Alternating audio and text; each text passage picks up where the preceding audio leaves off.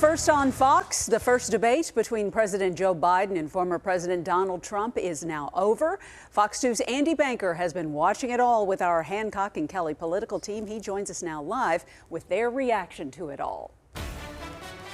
Hey there, Mandy. As always, I'm with John Hancock on the right, Michael Kelly on the left, and both agree kind of a slow start, a rough start for President Biden. He seemed a little bit under the weather, his voice a little raspy. His campaign has now put out tonight that he is suffering from a cold. In one of the earliest exchanges on jobs and economy, he lost his train of thought as he steered the conversation to health care.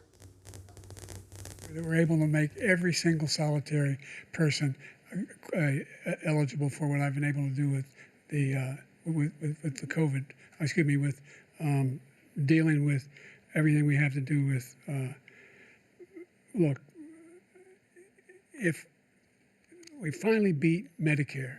Thank you, President Biden. President Trump? Well, he's right. He did beat Medicare. He beat it to death, and he's destroying Medicare. We beat Medicare, Michael Kelly. Is that the moment everyone feared when they talked about Joe Biden going into this debate? It hit me the second he walked out there. You could see it on his face. He seemed to be a bit shell-shocked. And then Donald Trump came out and did what Donald Trump does, which is just spew a bunch of lies.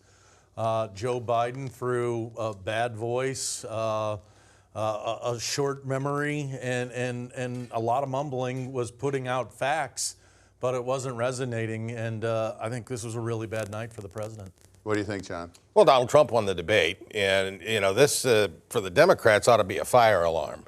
The party's on fire here. That bad? Yes. And they're going to lose the White House if they don't do something pretty dramatic. And Joe Biden, God bless him, he's not going to get any better than this.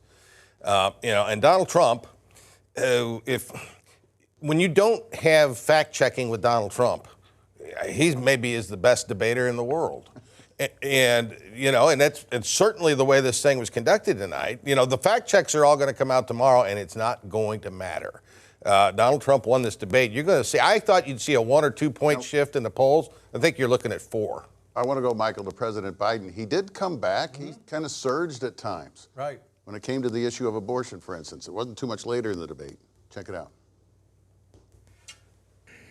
What happened is we brought it back to the states, and the country is now coming together on this issue. It's been a great thing. The idea that states are able to do this is a little like saying we're going to turn civil rights back to the states.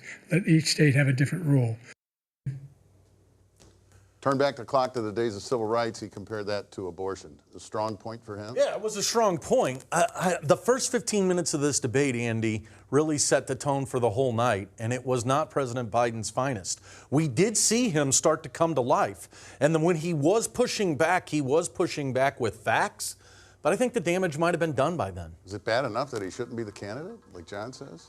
Look, he's the president of the United States, and he's choosing to run. The American people have to come to this realization. These are our 2 candidates. One's a psychopath, and one's really old. John? That was a fire alarm tonight for Democrats. And you either exit the House or you burn up. Even if he had a good moment on the abortion question. He lost that debate. Manny, we'll be back a little bit later. A lot more to talk about. The border, a big issue tonight, not just for Mr. Biden and Mr. Trump, but for Robert F. Kennedy Jr., who was part of this debate in his own way. We'll dip into that.